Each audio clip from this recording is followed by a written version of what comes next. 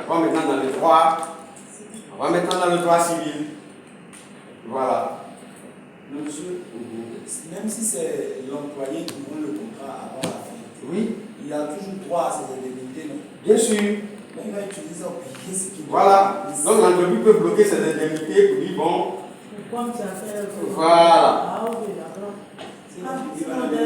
Maintenant, il va aller chez l'inspecteur du travail, l'inspecteur va lui dire non, tu ne peux pas bloquer ça parce que. Voilà. C'est une affaire civile. Tu donnes l'argent et puis tu mets ton dossier maintenant pour le pousser. Voilà. Autant les employés, les ex-employés envoient les commissaires de justice envers, ou les avocats envers les employeurs. Les employeurs aussi peuvent faire poursuivre l'ex-employé par les commissaires de justice, par leur avocat. Voilà. Donc tu vas la voir subtil.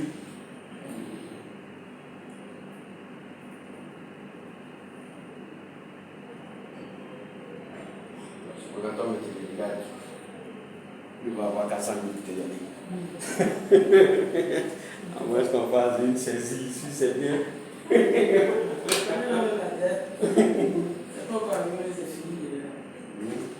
Donc, mais ça c'est les dispositions légales. Voilà, c'est ce que la loi dit.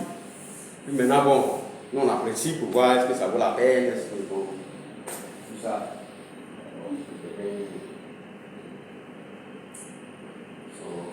Qui voit ça? Ça avait 75 000. Comment on appelle le truc des commissaires de justice là? Ça fait 50 000, 59 000. Est-ce que ça vaut la peine? Voilà.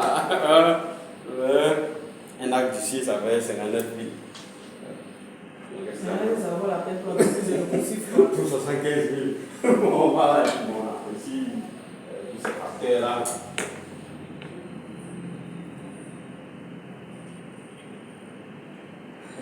Tu vas poursuivre ta seconde qualité de l'eau bâtie.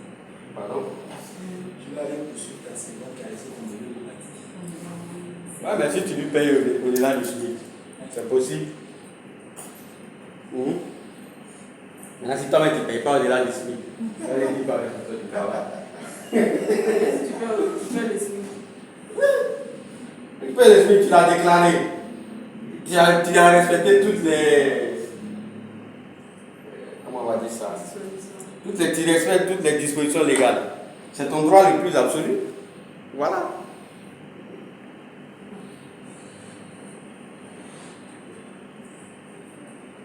Mais je qu'il y a un moyen de négocier ça avec le salarié. Bien sûr. Si... La loi dit tout règlement, le plus mauvais règlement à l'amiable est préférable au meilleur des procès. Donc la première, on va dire, disposition à prendre dans un conflit, dans un contentieux, c'est la conciliation.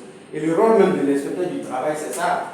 Quand vous arrivez là, lui doit faire en sorte que voilà, vous vous entendiez pour ne pas qu'on arrive voilà, au tribunal.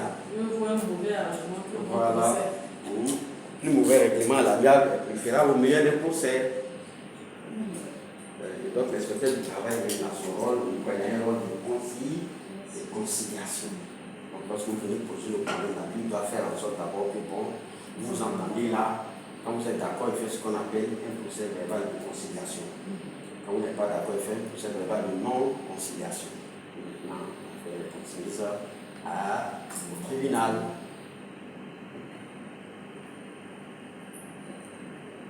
C'est bon? Y a-t-il d'autres questions? Ok. Donc, on a vu la fin du CDD.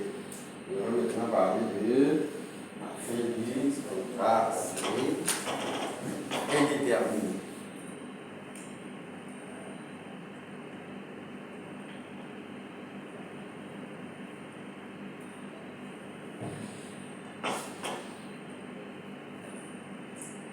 Donc le contrat à durée déterminée, on dit que c'est le contrat de droit commun. C'est-à-dire que c'est le contrat normal. Voilà. Et donc il peut être résilié à tout moment par la volonté de l'une des parties. Vous voyez qu'ici on parle de résiliation.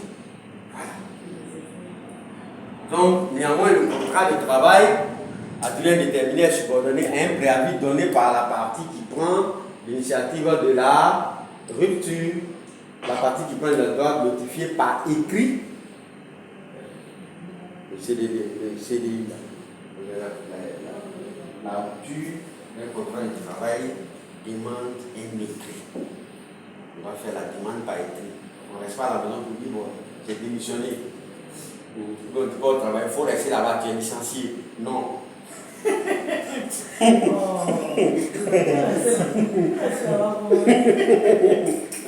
Alors oui, tu es où? Je m'appelle ta venue, c'est pas la peine, il faut rester là-bas, tu es licencié. Non. C'est pas comme ça.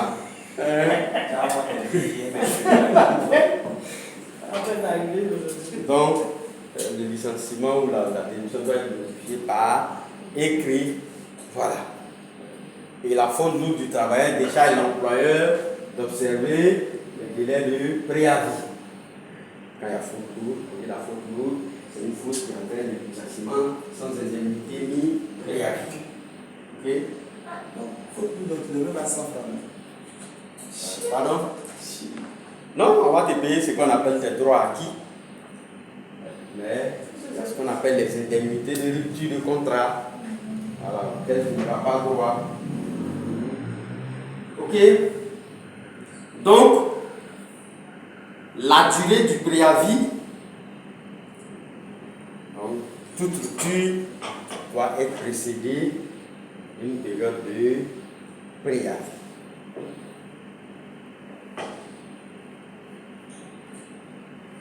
Et la durée du préavis est fonction de l'ancienneté et de la catégorie professionnelle. Monsieur, le préavis, là, c'est seulement dans le CDI, on parle de ça. Oui. Seulement dans le CDI. Oui. Parce que dans le CDD, là, on doit aller à terme. Si on ne va pas à terme, on paye des dommages et intérêts. Voilà. Mais dans le CDI, la première condition, il faut respecter un délai de préavis qui sera, on va dire, calculé en fonction de l'ancienneté et de la catégorie professionnelle. Et donc,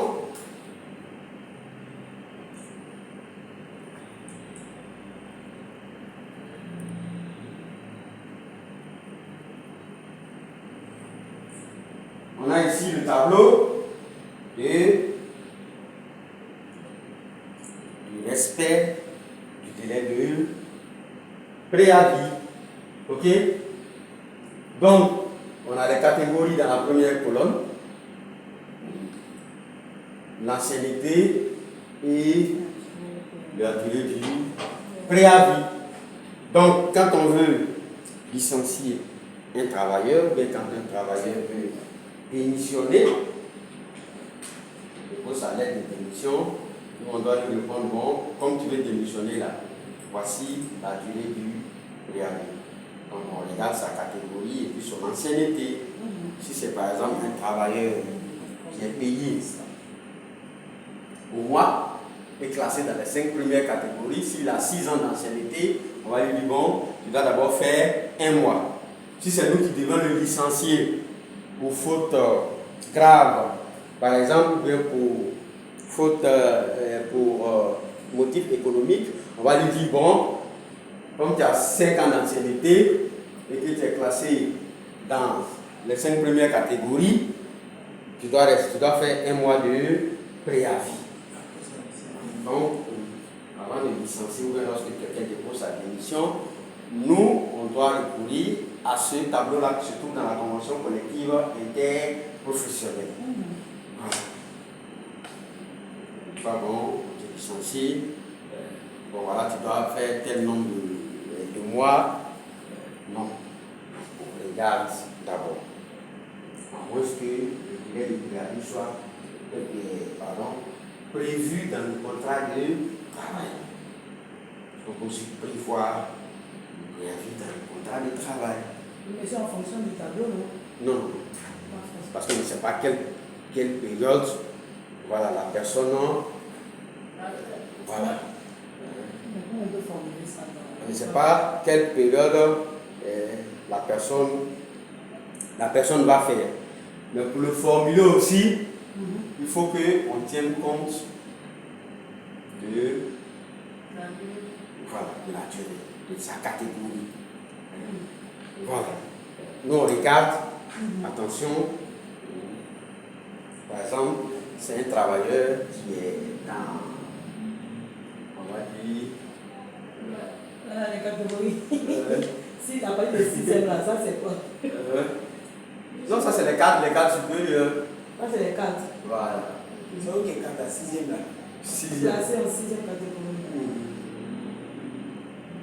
C'est bon? Ça veut dire 6e. Oui. C'est 6e catégorie. Bon. C'est à nous, dans une entreprise, on fait ce qu'on appelle la classification des emplois. Voilà. C'est à nous de classer les emplois de notre entreprise dans les différentes catégories. C'est à nous de faire ça, il n'y a pas un truc. Non. Il y a un salle. C'est moi dans mon entreprise qui dit par exemple comptable, c'est agent de maîtrise. Ou bien comptable, secrétaire, c'est employé de bureau. Parce que, je prends par exemple le cas des caissiers. Vous avez les caissiers dans les grandes surfaces. Et puis vous avez les caissiers dans les banques. Dans tous les deux cas, on les appelle des caissiers. Mais, on va dire, la qualification pour être caissier dans une banque, c'est pas la même que la qualification qu'on va exiger. Voilà. Donc on peut par exemple voir dans les banques que les caissiers sont classés dans la catégorie des agents de maîtrise, alors que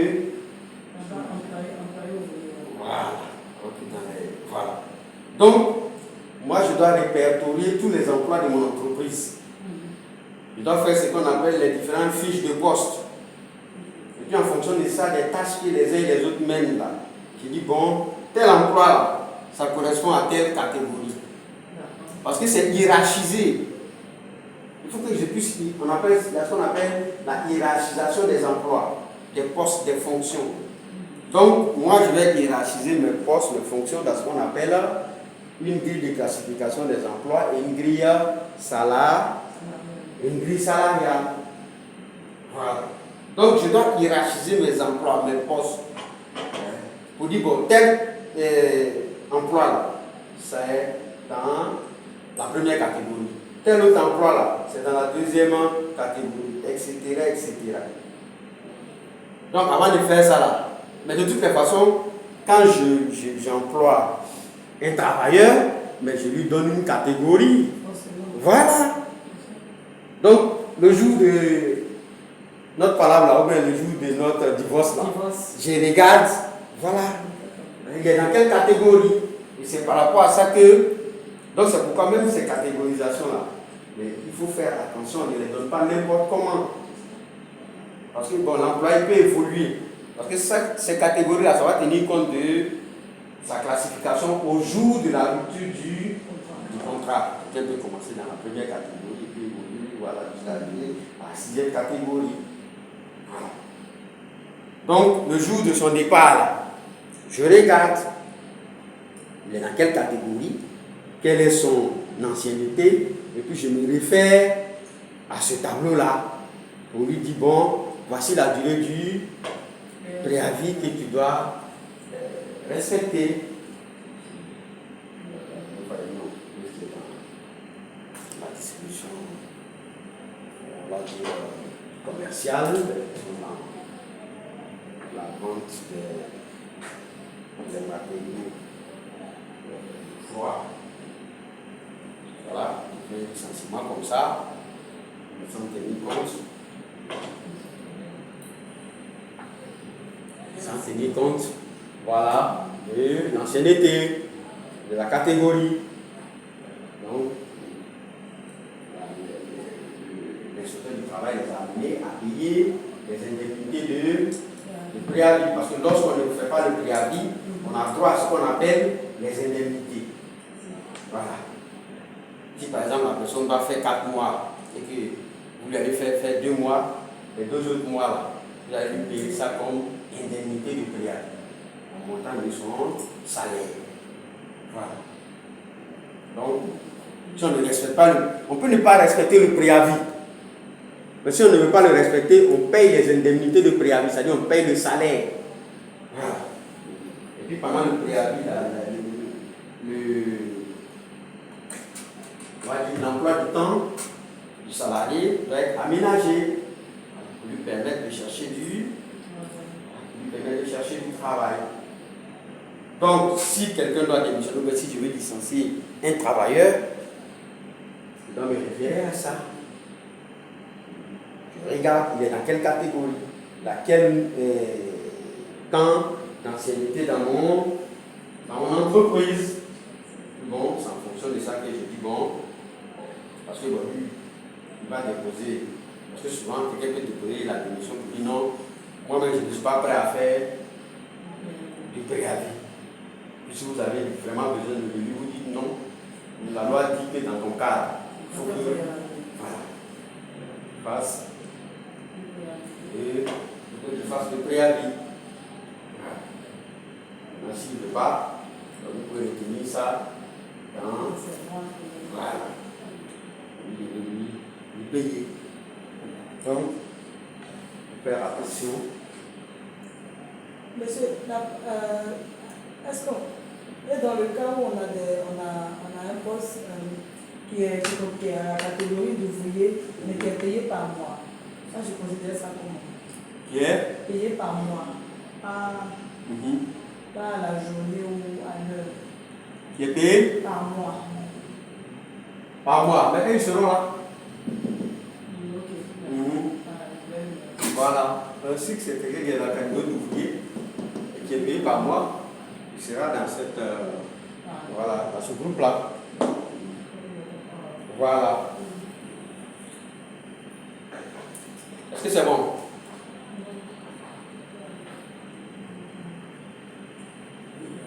On voit que dans la gestion administrative, on ne fait pas les choses selon ce qu'on pense, mais selon ce qu'on veut.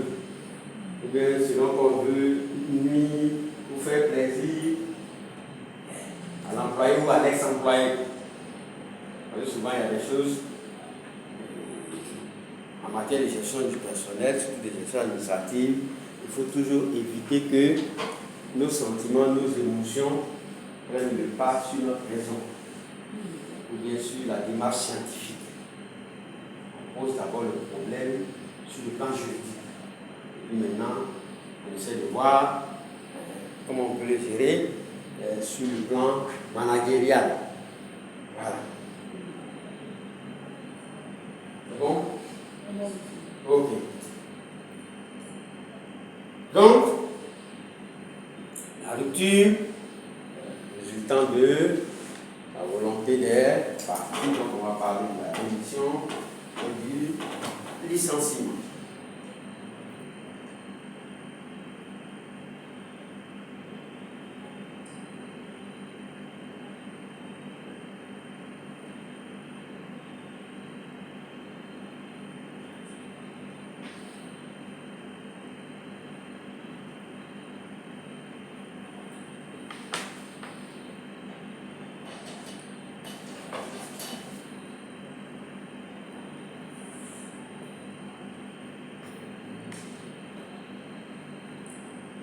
Donc, lorsque la rupture émane de l'employé,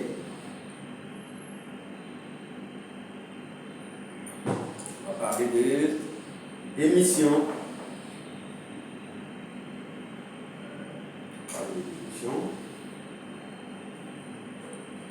Et l'article 33 de la convention collective exige qu'elle soit faite par écrit.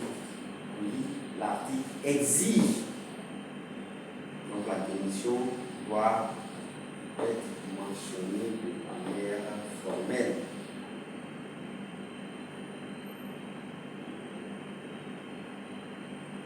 Le travailleur n'est pas obligé de motiver sa démission. Il n'a pas besoin de donner le motif de sa démission. Il n'a pas besoin de dire, bon, c'est parce qu'il y a un nouveau travail, je dois suivre ma femme qui doit aller à l'étranger. Voilà. Et juste dire, bon, c'est pour convenance personnelle.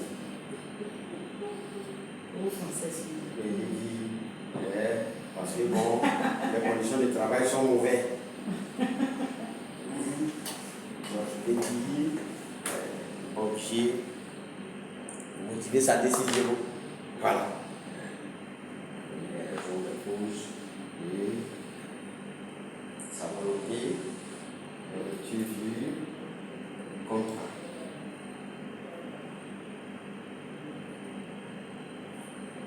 Et donc, lorsque la rupture émane de la volonté de l'employeur, on va parler de licenciement.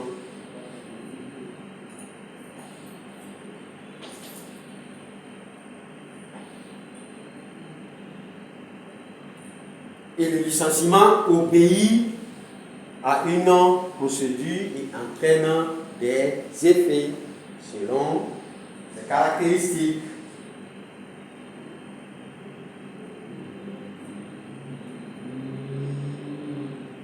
Donc, tantôt,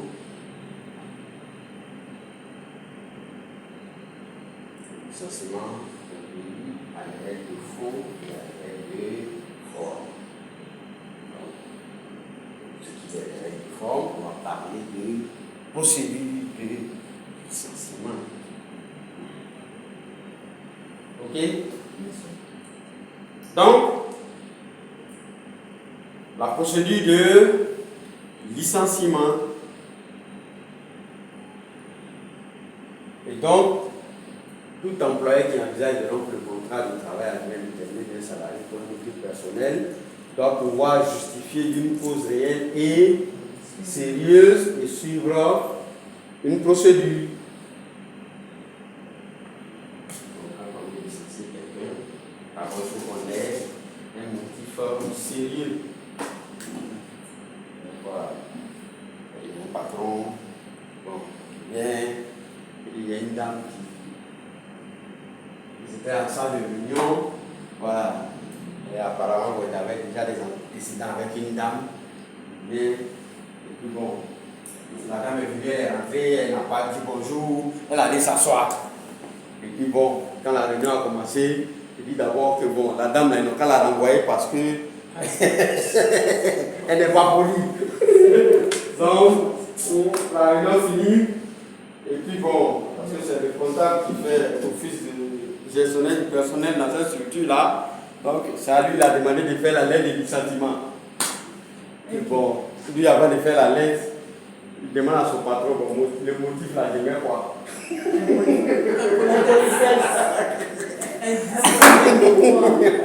Et bon, il dit après, j'ai été rappelé, et puis bon, les choses sont restées en l'état. Et bon, le motif là, bon, j'écris quoi? Parce que moi, je n'étais pas là-bas. C'est un mec, bon, lui, elle n'a pas salué les autres et tout ça. Est-ce que, bon, ça a quel impact sur le travail?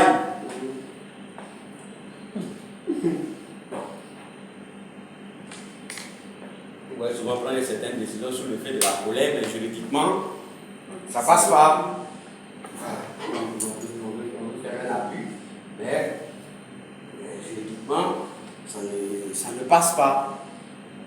Et donc, la première condition, la première étape d'une procédure de licenciement, c'est de convoquer le travailleur à un entretien préalable avant toute décision. Donc, il y a ce qu'on appelle l'entretien préalable du licenciement. Et c'est une condition sine qua non. Avant de licencier quelqu'un. Il appelle pour lui dire que tu as le licencié. Oui. Bon, la faute que tu as commise là. Voilà. On a décidé que c'est une grave, c'est une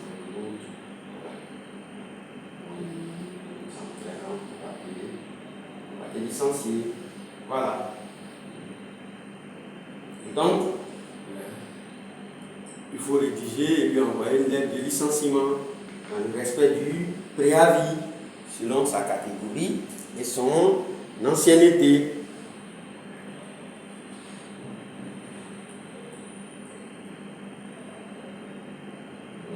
Toujours, il y a un DRH qui me disait que une fois qu'il devait licencier un agent, le monsieur pour signifier le préalable, il devait être licencié. Donc, on a rendez-vous tel jour pour venir chercher sa lettre de licenciement. Voilà.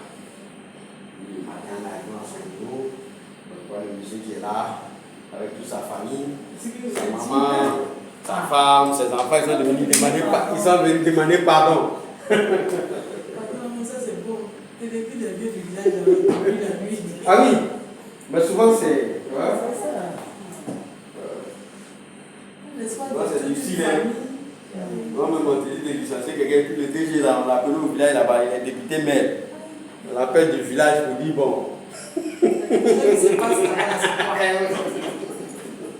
Qu'est-ce qui se passe là-bas? Notre fils qui travaille dans ton entreprise, on va les renvoyer. Ça c'est quoi ça? Alors que le DG ou le PDG là, il est candidat à la mairie ou bien à la députation au village là-bas. Donc tu vois la fonction du RH là, c'est délicat. Donc. Ah ouais.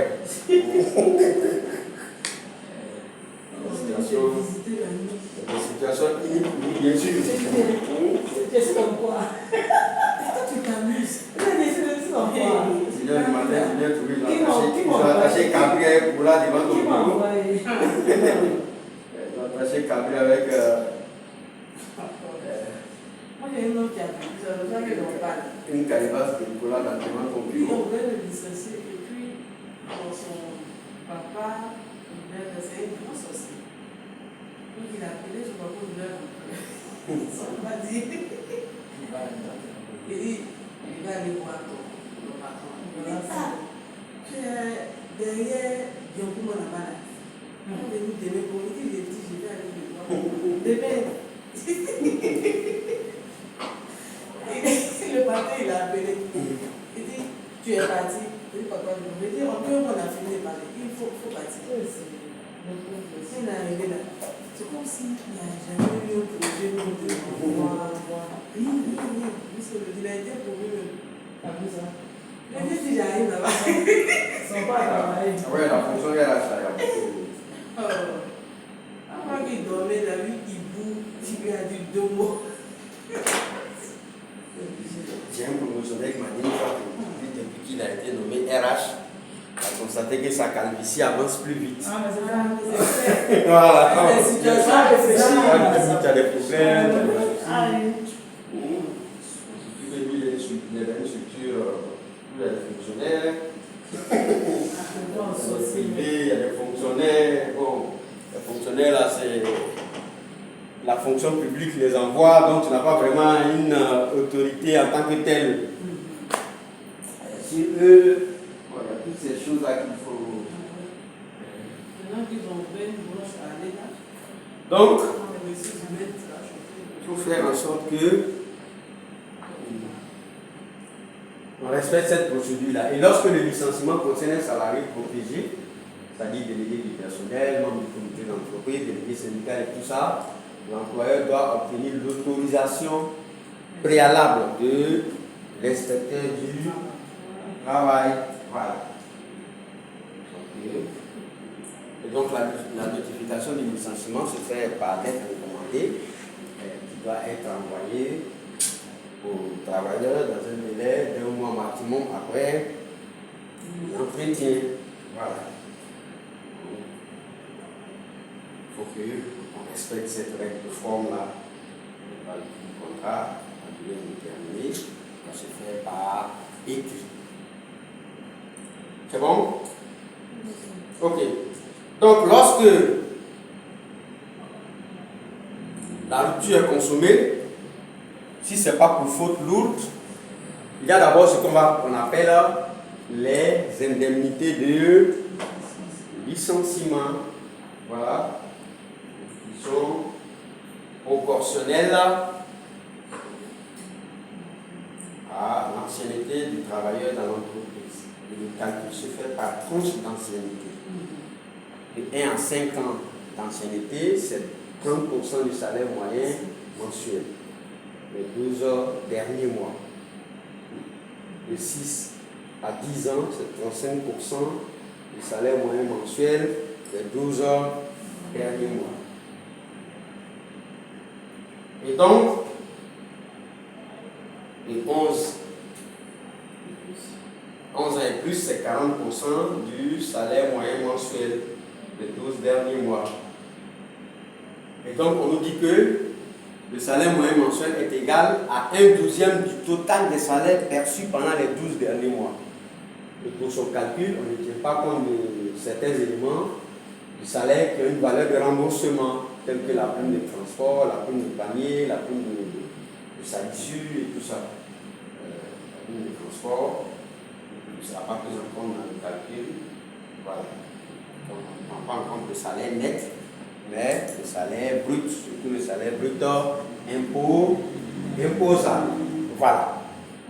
On compte surtout le salaire brut imposable. Et donc, pour le calcul, comme c'était indiqué, donc on va continuer avec celui-là en supposant que c'est un contrat à durée indéterminée. Donc là, on est au 6 mois. Ici, donc, en juin, et juillet à août, septembre. Voilà. 430 000 par mois. Octobre.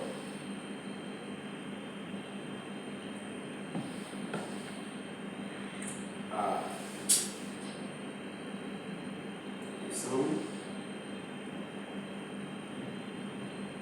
Aperçu 450 000 par mois. Et à ça, on va ajouter quoi? La gratie, la gratifie, ajouter la gratification.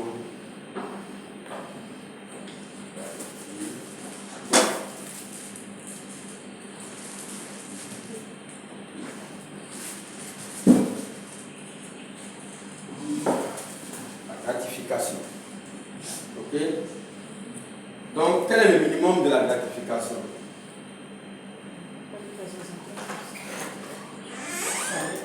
Combien?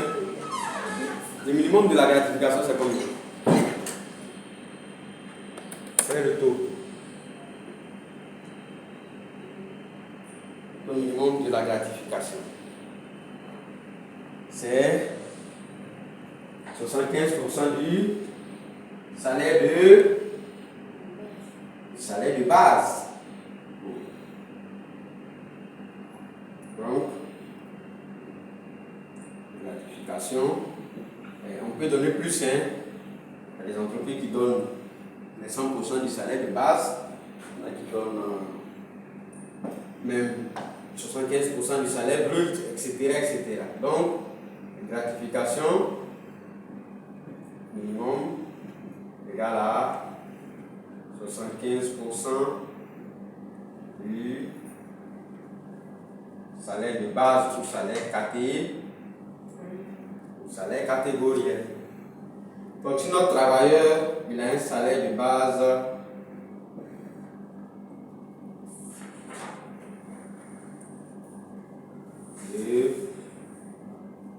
parce que le salaire de base est différent du salaire brut. Voilà, le salaire brut c'est le salaire de base plus tous les autres éléments. Ce salaire, et les paiements imposables. Donc, si notre travailleur il a un salaire de base de 120 000. Donc, gratuit serait égal à combien? Minimum. On va faire 120 000 multiplié par 100%. Ça fait 90 000. C'est 400 par mois. Ça fait 90 000. Donc ça va faire 90 000. Ok.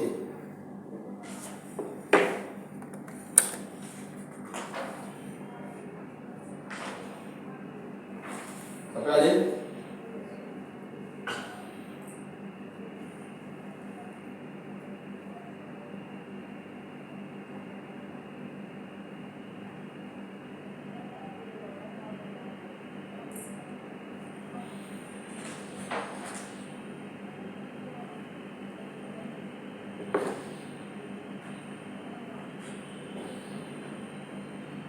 Le tableau, on le voit.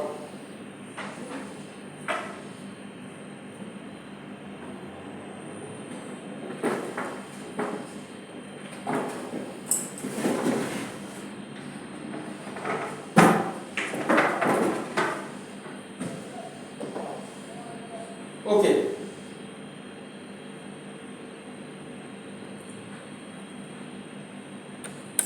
Donc,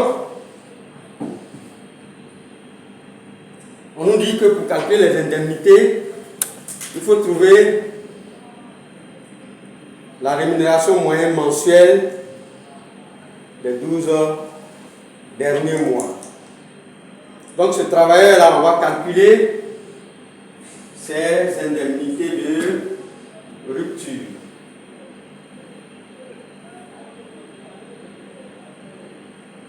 Indemnité de rupture. Et on dira qu'il a 14 ans, non, 17 ans d'ancienne. Voilà. Il a 17 ans d'ancienneté.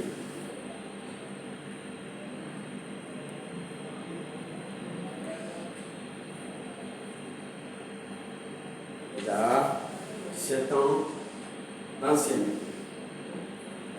Sa catégorie. On n'a pas besoin de sa catégorie. On veut calculer les indemnités de rupture de son contrat.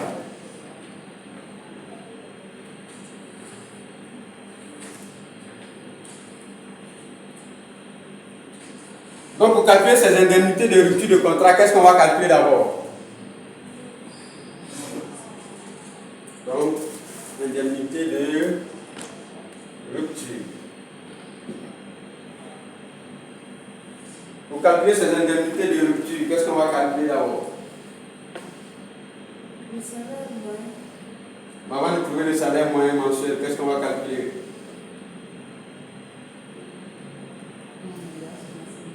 On va déterminer d'abord le total des. On va calculer d'abord le total des salaires perçus. Moi, c'est 17 ans. Non, pas durant les 12 derniers mois. Donc de janvier à décembre. Pas tous les 17 ans, mais on parle du salaire moyen mensuel des 12 derniers mois. Donc on va d'abord calculer.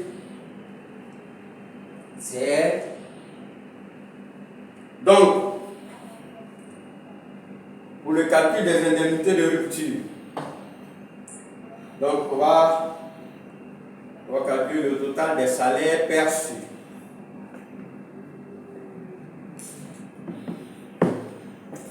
Total des salaires perçus. Ça nous fait quoi? Janvier, février. Ça nous fait? Ça fait 2 millions. 2 millions. 110 000. D'accord, 2 110 plus combien? Juillet et puis septembre. Ça fait combien? Juillet puis septembre, ça va faire combien? Le total va faire combien? On dit 430 000 par mois. Ça fait 860 000. Ok, allons-y. Maintenant, l'autre, ça fait 900 000. 400, c'est un niveau en 2 fois. 900. Ça fait 900 000.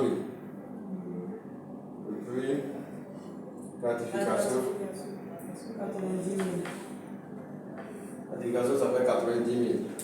3 960 000. Ça fait 3 960 000. 3 millions. Calculez aussi. Je vais me tromper. Non. Elle avait 17 ans, ne vous trompez pas dans cette voie. C'est le 12 derniers mois. Là, j'ai les 90 000 là. Oui.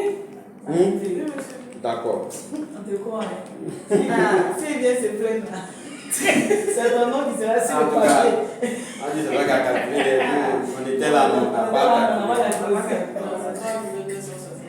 3 960 000. Ok. Donc, salaire moyen mensuel. Salaire moyen mensuel. Ça va faire.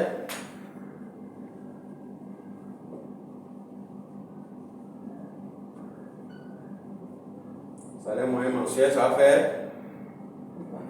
les 12 derniers mois.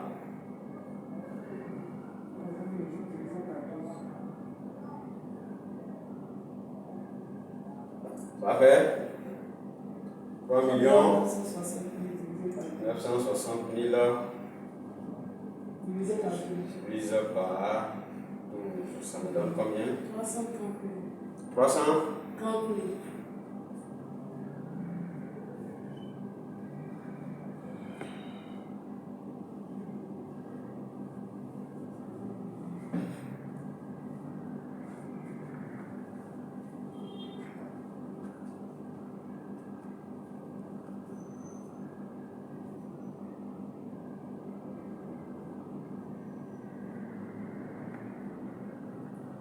C'est pas 12 derniers mois. 12 derniers mois. C'est-à-dire de janvier à décembre. C'est les 12 derniers mois.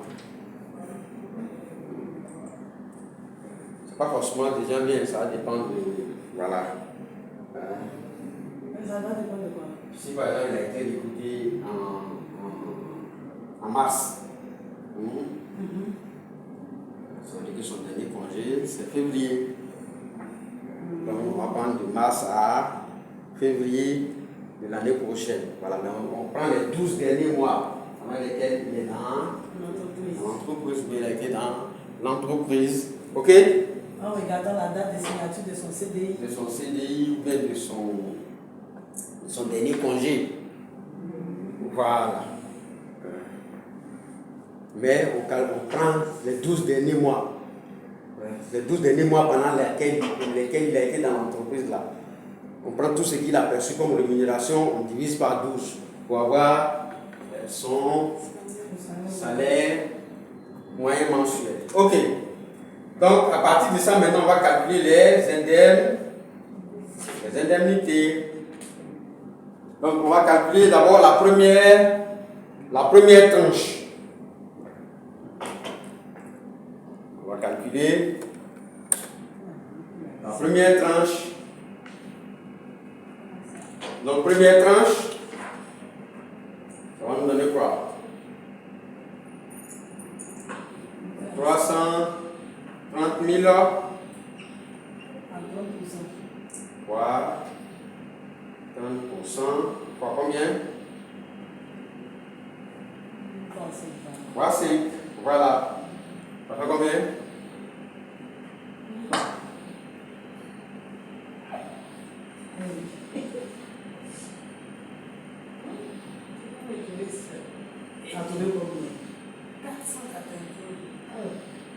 Combien? Est-ce qu'il est bien calculé ça? La priorité est donnée à la 495. Ça n'a pas de quoi. C'est ça. Ça fait combien? Priorité 495 000. 330 000 fois 30%. Oui, je sais. 495 000. 000. Deuxième tranche. Donc on fait encore 330 000 fois 35% fois 5. On refait les mêmes 300. Oui, 330 000 fois 35% fois 5. Donc de la 6e année à la 10e année, ça fait encore 5 ans. Voilà. On fait la première tranche de 5 ans, la deuxième tranche de 5 ans. Et puis maintenant, le reste là va évoluer. S'il a seulement 6 ans. S'il avait 7 ans d'ancienneté, on allait faire quoi? 5 ans. Pour les 5 premières années, on allait faire ça. Et puis ici, on allait avoir 2 ans. Est-ce que ça va? Voilà. S'il a en deçà de 10, ça veut dire qu'on a les 5 premières années. S'il avait 3 ans d'ancienneté, on se limite seulement à la première tranche. Voilà. S'il a 1 an d'ancienneté, on se limite seulement à la première tranche. Ok? Donc, deuxième. Ici, ça fait combien? 577 500. 77 500. Et puis on fait la troisième tranche.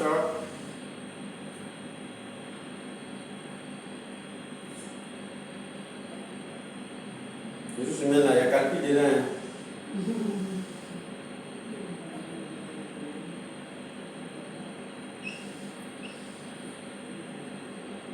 Donc ici, ça sera fois combien? La dernière tranche. C'est la fois 7. Ok.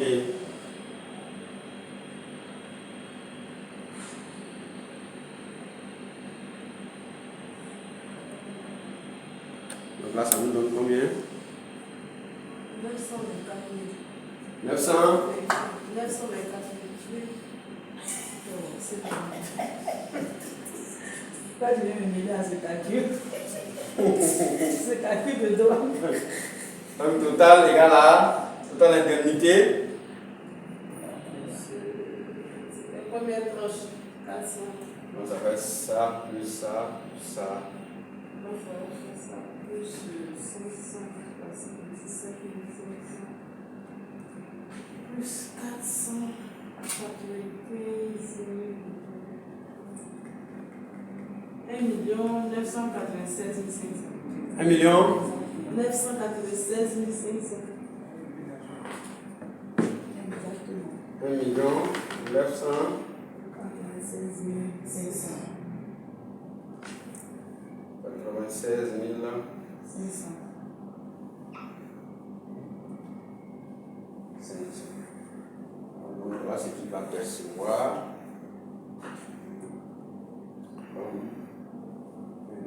Et C'est ça, c'est qui va recevoir ça. voilà. Là, c'est 17 ans. C'est 17 ans. S'il a fait ses prières, son préavis, tout ça. Mmh. S'il a. C'est ça seulement qu'il reçoit. Oui, ça c'est les indemnités de rupture. Maintenant, à ça peut s'ajouter son salaire. S'il a fait préavis, il n'a pas fait préavis, bon. Mais ça, c'est ce qu'on appelle les indemnités de rupture du contrat. Voilà. En fonction de l'ancienneté, voilà comment on calcule ça d'abord. Voilà, le reste là.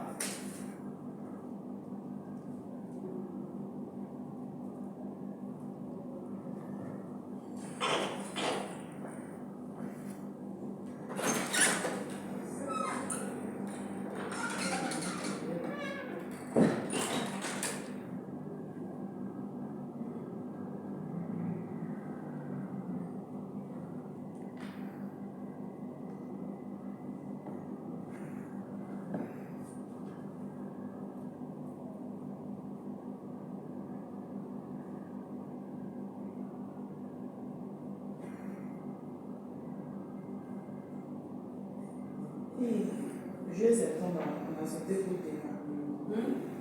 Juillet, septembre. C'est 3 mois. Donc tout ça, c'est fou. Il va te pousser. C'est la procédure, il faut regarder. Il va te poursuivre.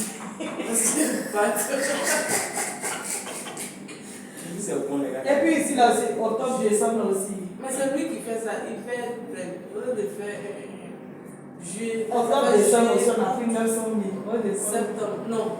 Octobre, novembre, Non, décembre. il fait deux. Et en On novembre, va le laisser comme ça. ok. C'est nous, on a pris notre, nous-mêmes, on a vu que c'est bon. On a compris dans l'affaire. Parce que je vois juillet, septembre. Bon, Ah, moi aussi, il y a bien oublié qu'il y a un autre au milieu. Ah, le monsieur va nous poursuivre. monsieur, Ah, on s'est trompé. le monsieur il va nous poursuivre. Juillet Moi, à septembre là. Il y a Ouais, il est Il y vrai a qu'il est août, bien. il y a août au milieu. Non, on avait fait 3 fois 430 000. Et puis octobre, novembre, décembre. On a fait 2 mois. Qu'est-ce qu'on a vu la procédure? On a fait 2 Non, mois. on va répondre. Le monsieur va nous poursuivre. 17 heures. C'est elle.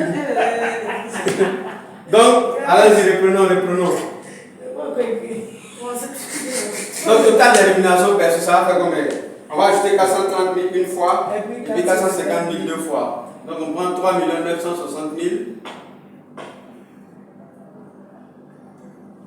3 960 1000 400 plus 430 000 plus 450 plus 000. 450 000.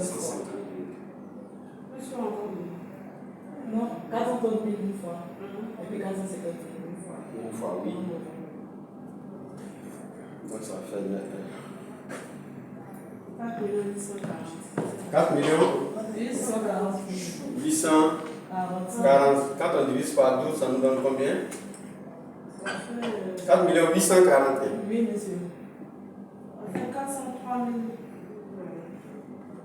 Donc, ça fait 403 333.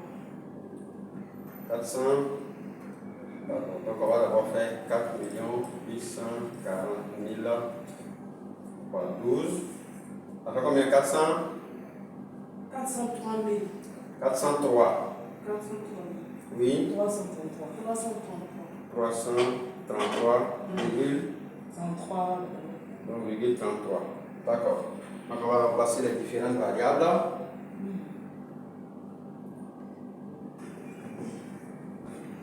Ici, là, il va appeler son papa. Ah, ça, on fait toi. On va venir visiter. On fait toi. Diminuer son argent. On peut faire ça. Virgule 33. Donc, ici, ça nous donne combien? Donc, la première tranche, ça va nous donner combien?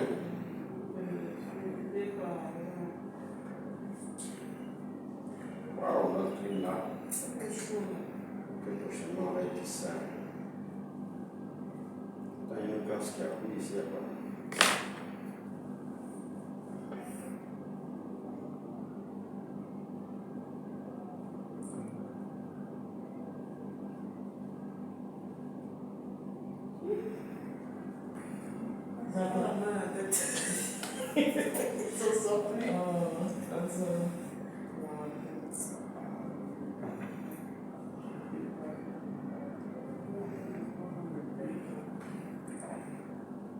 Ok, donc on y va ensemble. La première tranche, elle nous donne combien? La première fois, il est 604 000. 600? 604 000. Là, c'est énorme, hein? Ah. Oui, 604 000. 999,995. 600, 604 604 000, 999,995. 999, 900, d'accord, donc 99. Deuxième tranche.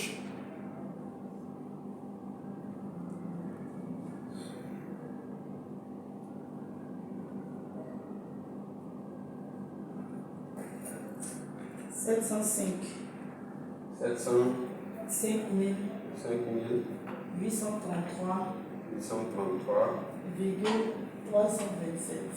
327. Ok. On a la troisième tranche.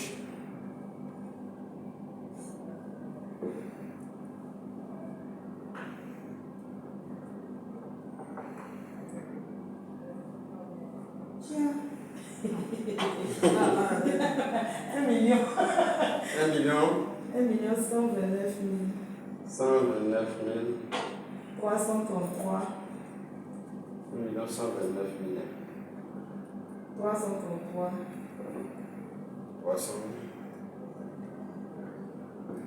333. Virgule 324. 324. Ok. Donc, c'est pour nous donner un total mieux.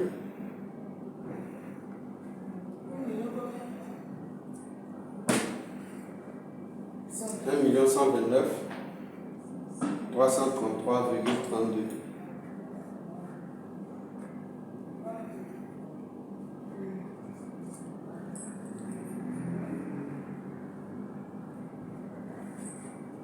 Quand même, 2 440. Après les 600 000 francs de. Sinon 500 000 francs. Évaporé dans la caisse de la DRH. 2 millions 2 440. 440. 166. Oui, pour ainsi d'argent, c'est monsieur. Oui. 166. 166. Virgule 63. Ah. Il a même possible de. Ça là, ça ne peut pas venir. Et puis il allait avoir raison. Ah, Camino. Il allait avoir raison. Il n'y a pas 17 ans de tout ce que tu as eu. Non. On va le dire ça à la vie après.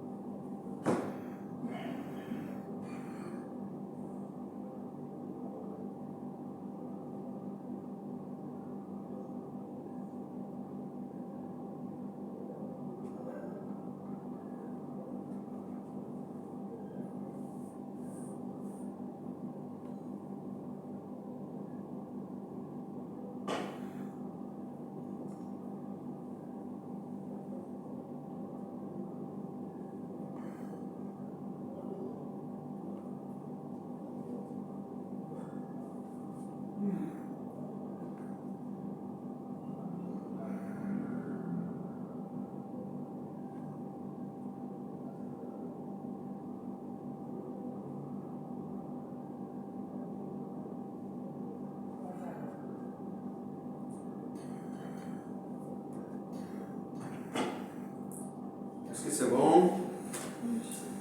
Des questions?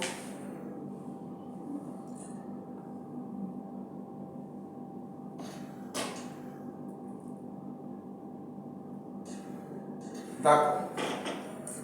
Donc,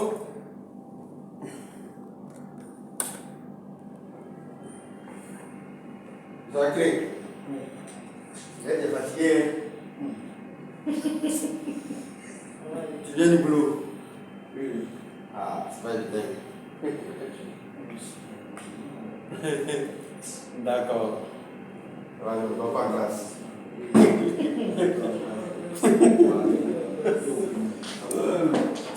Donc, après tous ces calculs-là, il y a ce qu'on appelle la gestion administrative. Lorsque le contrat prend fin, il y a certains documents qu'on doit délivrer aux travailleurs, notamment le certificat de travail, la lettre de licenciement, le cas échéant, si c'est un licenciement, le reçu pour solde de tout compte et le relevé nominatif des salaires.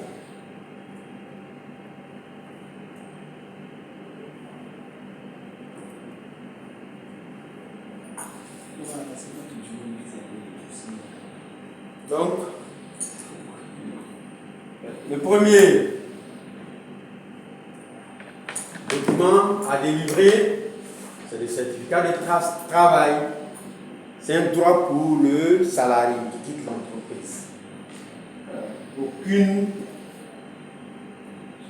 justification ne peut expliquer sa non-délivrance. Voilà. Quelle que soit la cause de la rupture, il a droit à ça. Et donc c'est une obligation pour l'employeur de le délivrer dans les cas de... Et ce, quelle que soit la faute commise et l'auteur de cette rupture. Donc que la rupture vienne de l'employeur ou de l'employé, le certificat est obligatoire. Et donc il doit indiquer seulement les dates d'entrée et de sortie du travailleur ainsi que les différents postes ou fonctions occupées durant sa présence. Parce que c'est ce qui va lui permettre donc de se vendre, parce que c'est le certificat qui va prouver donc ses compétences, ses qualifications, son expérience, etc. Voilà. Pour le stagiaire, on délivre une convention de fin de stage, une attestation de fin de stage. Il y a une erreur. Là, c'est une convention, mais c'est plutôt attestation. Oui. Je ne vois pas à ce souci-là. Il a travaillé dans une école, et puis il s'est arrangé avec la directrice d'alors, et il est parti. Aujourd'hui, il revient pour son certificat de travail. La nouvelle directrice dit qu'elle ne sait pas dans quelle condition il est parti, qu'il ne peut pas lui délivrer le certificat. Et depuis, ça fait combien de mois, on ne fait que... Ça, c'est le minimum, ça. À partir du moment où il y a un contrat de travail, ce n'est pas une question de pourquoi il est parti, comment il est parti et tout ça.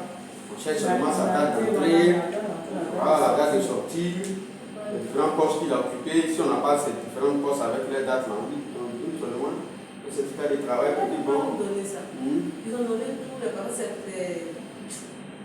la CNPS, donc j'ai déposé les autres. C'est une obligation, ça c'est. Mais le certificat, ça fait 5 mois, monsieur. Non, il n'y a pas. 1 an. Il n'y a pas à discuter là-dessus. Il ne pas donné. Pas du tout. Ouais. Il ne pas donné. Il ne sait pas dans quelles conditions mon papa est parti. Mais la raison même qu'elle invoque là, c'est même pas une raison. Voilà. Puisque la pratique que reçoit le motif de départ, c'est son droit. Donc, ça j'ai apprécié avec ça. C'est juste pour lui qui dit, si vous mettez la période de sortie, le poste de l'occupé, c'est tout. Parce qu'elle dit en fait, après il y aura le calcul de ses droits au niveau du collège. Oui.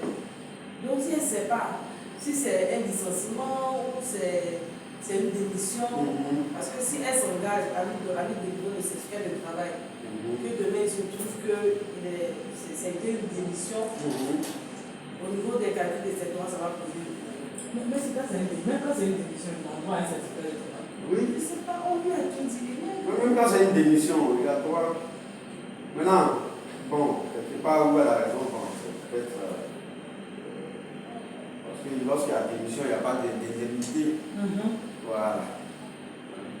Si c'est un licenciement, il y aura les indemnités. C'était un arrangement parce que le gars est pour que le gars. mon père devait partir au voyage. Donc la directrice avait ce soir arrangé. Puis il a dit, bon, il n'y a pas de problème, il faut partir. De toute façon, ton départ ne va pas jouer sur l'activité du collège. Oui.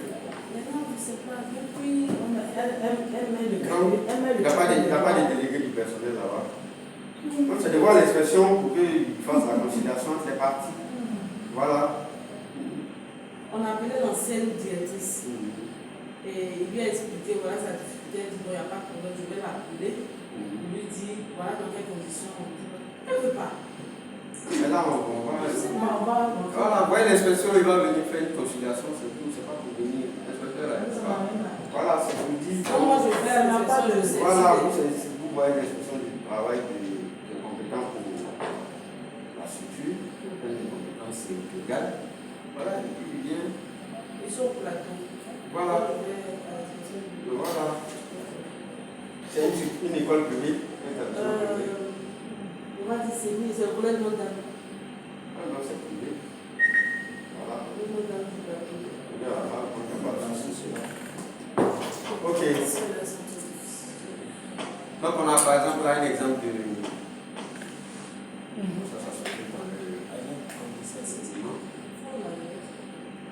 Donc la lettre de licenciement, si le travailleur a été, si le contrat est plus, on va lui adresser une lettre de licenciement. Voilà. La lettre de licenciement. On va faire le résumé sur ce qu'il faire. Bon, voilà ce que vous devez faire. Et comme on l'a dit, relever sa réponse, parce que toute sanction doit être précédée d'une demande d'explication. Voilà. Donc, il dit que bon, voilà ce qu'il a dit dans sa demande d'explication pour se répandre et tout ça. Ensuite,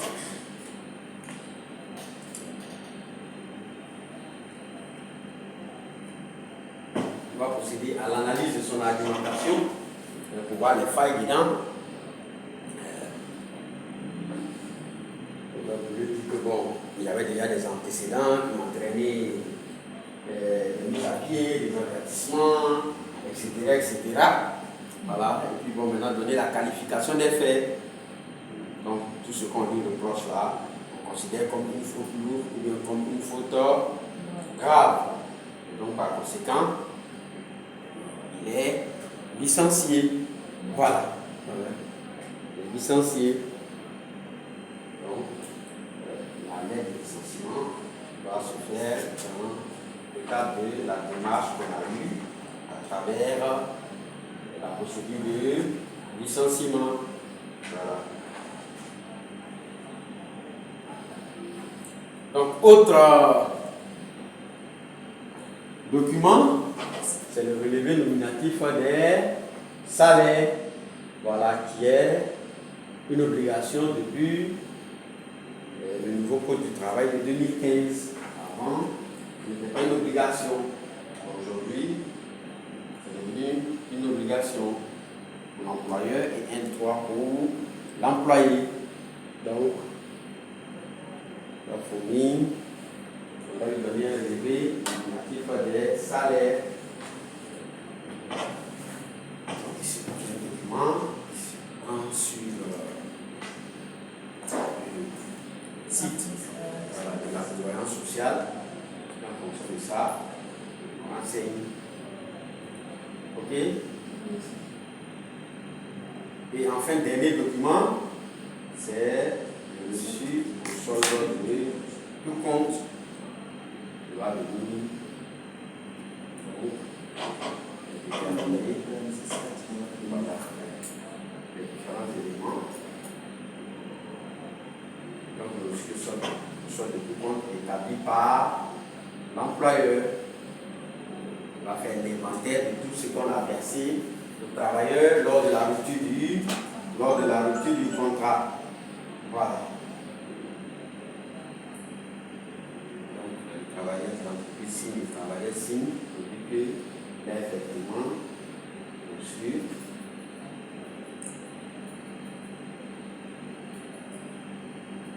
Donc, le contenu maintenant du reçu, va changer en fonction de, voilà, du motif du licenciement et de la rupture du contrat.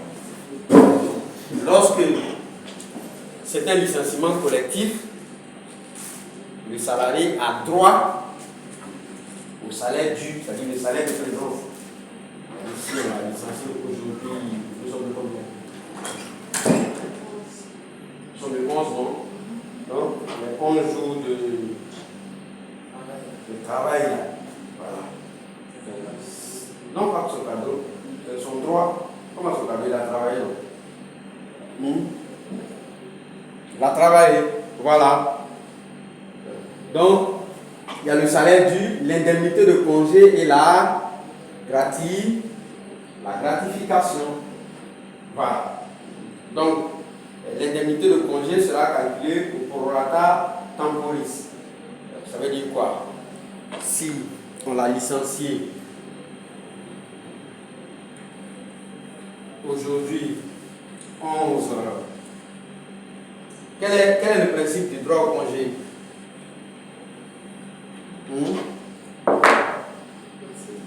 Oui, le principe du droit au congé, on a droit au congé à quel moment?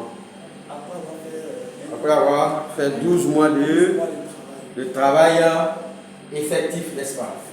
Et le travailleur a droit à combien de jours par mois de service? 2,2 jours.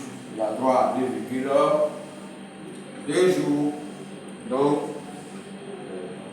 droit 2,2 jours par mois